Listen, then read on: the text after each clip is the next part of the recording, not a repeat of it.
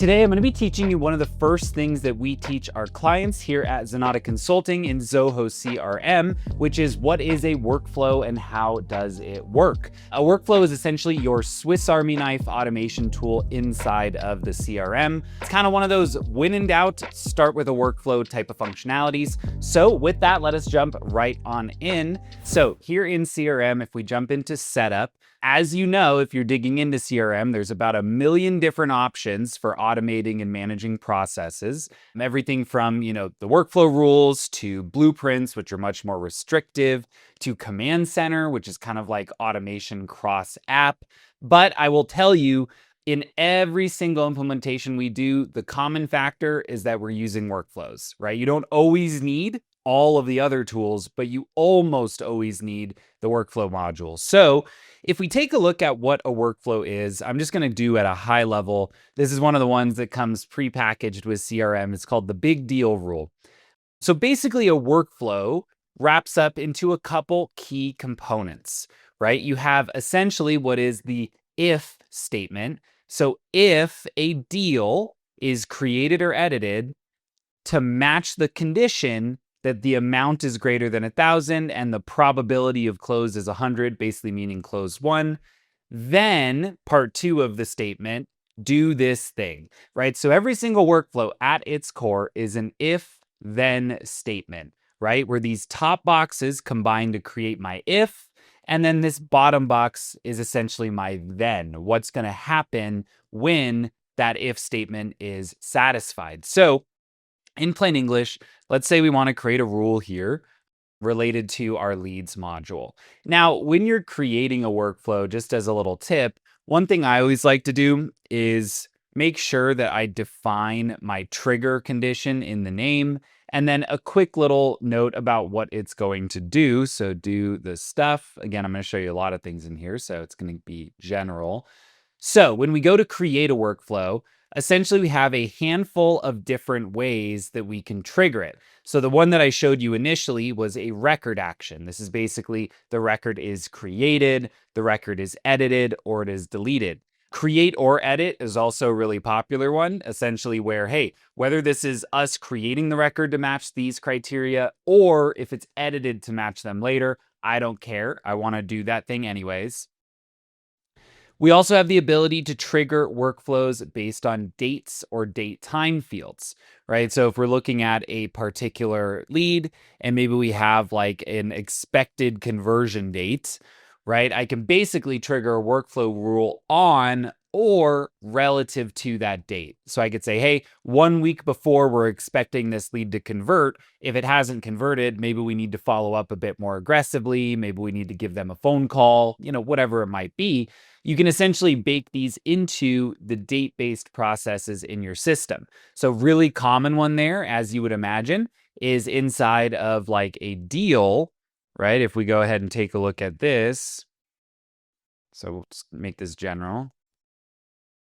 So on our trigger, we're going to do the stuff, right? So really common usage of date fields is things related to closing date, right? So 90 days before expected close, 60 days, 30 days, maybe 60 days after expected close if your deal is closed won, right? So some type of actual post-sale follow-up.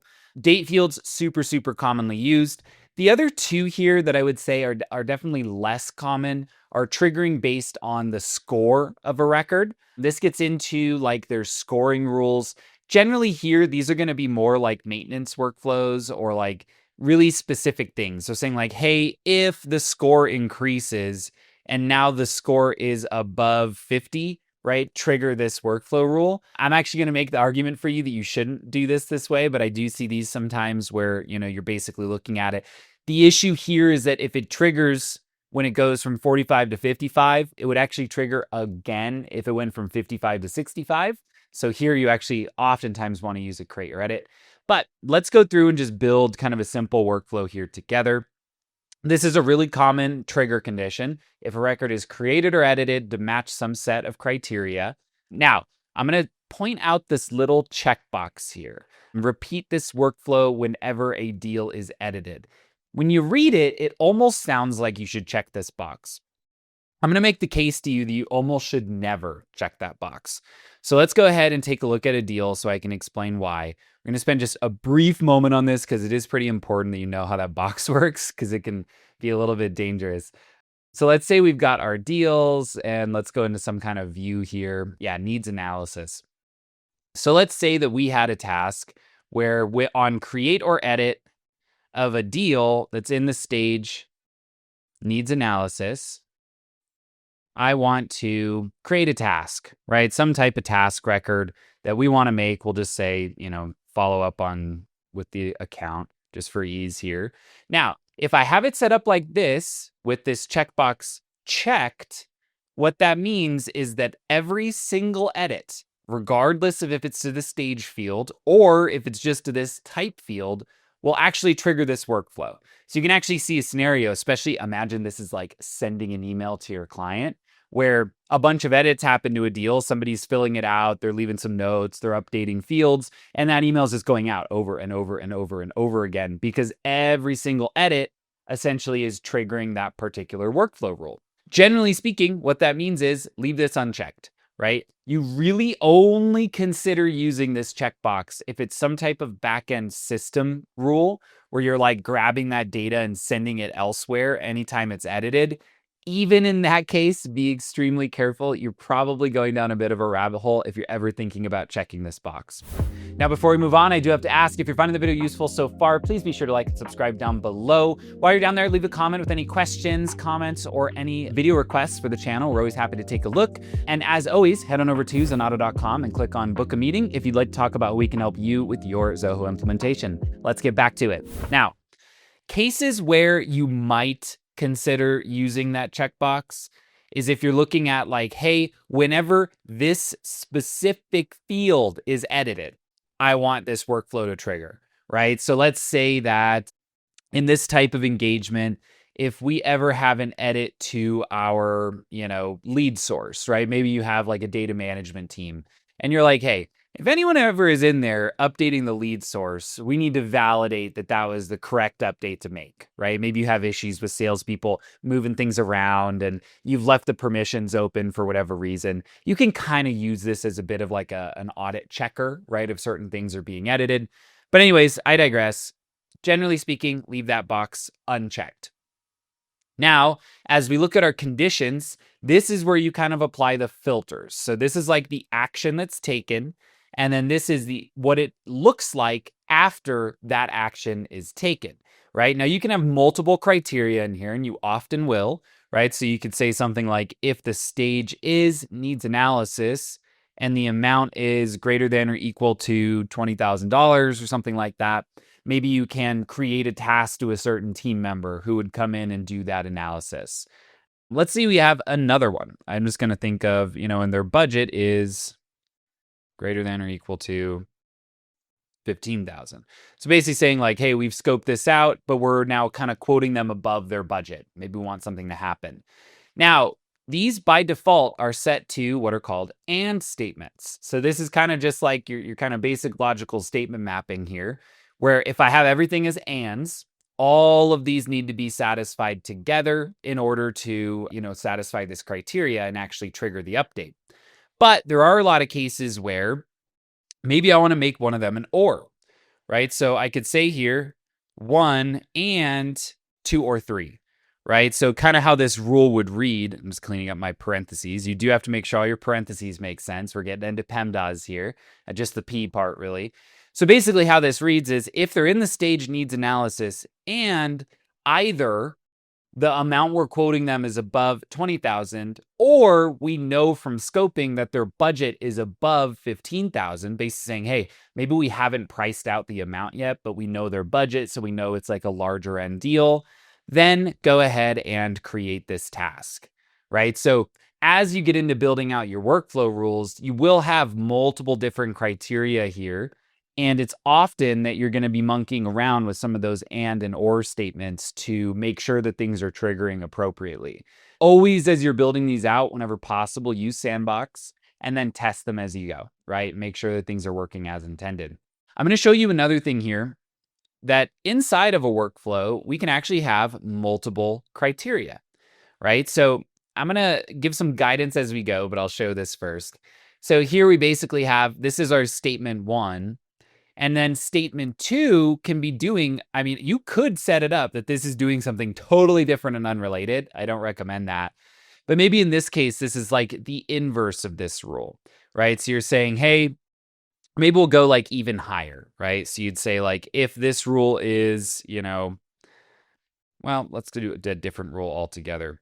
So we'd still keep our stage as needs analysis. And then maybe we want to say something like, hey, if their amount that we're quoting them is less than 2,500, maybe this would be like a create a task to refer them to a lower ticket value vendor, right? Whatever that may be. Now, what you will see sometimes as kind of an error in configuration is that these workflows are super disparate from each other, right? So on a create or edit, you'll have one that looks like this, one that's related to like, if they're in a certain state, one that's related to, and they're all just like mashed up into one specific workflow rule. You want to be careful with that and make sure that really, like, an example of how this would look is like on create or edit, and then maybe I'll call this like the needs analysis stage, right? And so within this one workflow rule, the commonality for each of my criteria might be that the stage is in that needs analysis, right? So that I kind of have everything combined into one workflow. So I'm not looking at like 10 different workflows that are all rolling up to trigger the actions in this stage. But what you don't want to see is like a bunch of different criteria statements completely unrelated to each other linked into the workflow rule. Now, the last thing I want to highlight here is that, and you might have noticed me pause a little bit earlier, it's important to notice or know that these workflow rules trigger one after another. And if it satisfies condition 1, it's not even going to look at condition 2. Right? So if I were to have, as I was kind of thinking about adding a moment ago, let's say like a higher budget deal, something like this, and then maybe I set my or statement here, just like I did before, right? So important to know that in this scenario here, let's say I had like a different task, we'll say send out proposal, whatever it might be. So in this scenario, if a deal enters needs analysis and the value is $70,000, it's going to go here, not here, right? Actually, I put in 500,000. That's a little bit too much. It's not even going to look at condition 2 or condition 3 if condition 1 is satisfied. It's going to go down this path and exit the workflow.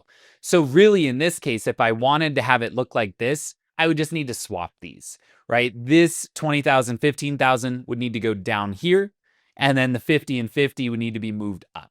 Right? So just keep that in mind as you're looking at workflows. The conditions are evaluated sequentially. And once it satisfies a condition, it triggers those actions and it no longer looks for future conditions. That might sound like a bad thing. I promise you it's a good thing. If you're setting up your workflows right, you would never want multiple of the conditions to trigger at the same time. Now, lastly here, looking at the workflow rule page, a couple important things to note before we wrap up. One, you can filter these. So if you know you're looking for something in the deals module or the leads module, you can apply filters. You can turn them off or on over on the right-hand side here, right? So a couple of these up at the top are currently turned off. And then one really important thing that I'll just admit, I didn't know this for like 2 or 3 years of implementing Zoho, is I always wondered, why can you reorder them? Why do I care what order they show up on this screen? Well, something that's actually important to know is that they trigger in the order that they're on this screen, right? So if you had certain actions where you want action 1 to happen, then action 2 to happen, and you have them set up as different workflows, well, 1, consider if they could be one workflow, but 2, if they do actually need to be separate, which does happen, make sure that you have them in the right order, right? So if these kind of shared a trigger condition, this one up top is now going to happen first because it's the highest on the list right here on the page. So I just wanted to mention that because, again, that was a mystery to me for a couple years of working with Zoho, and it doesn't have to be a mystery for you. With that, I think we've answered the question of what is a workflow. Again, these are your workhorse inside of Zoho CRM for really the vast majority of the core automations on the platform. While you can do lots of things in other tools, you can almost always do it with a workflow. And then it does just help to consolidate the majority of your automation into one of the many tools so that it's easier to manage and look at over time. With that, I really do hope that the video was useful. If it was, be sure to like and subscribe down below. While you're down there, leave a comment with any questions, feedback, or additional video requests, and head on over to Zenatta.com and click on book a meeting if you'd like to talk about how we can help you with your Zoho implementation. Thanks again for watching, and I will see you next time.